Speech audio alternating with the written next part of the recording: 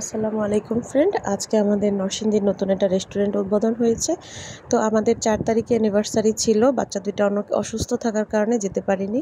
তো আজকে সবাই এইবার সবাই প্ল্যান করেছিলাম যে হোয়াইট ড্রেস পরবো, তো সেই অনুযায়ী কাজ করা হলো।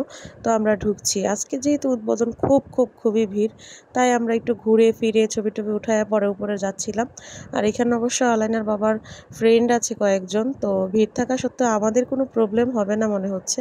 তো আমরা উপরে গেলাম, গিয়ে একটু মেনু কার্ডটা একটু ঘাটাঘাটি করে মোটামুটি মনে হলো ভালোই, কিন্তু প্রাইসটা একটু বেশি।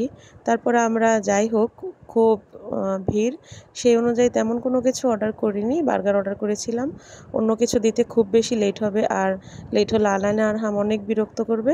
তাই আমরা বার্গারটাই খেলাম, খেয়ে আমরা একটু ভিডিও করলাম। দেখুন কি অবস্থা, প্রচুর মানুষ।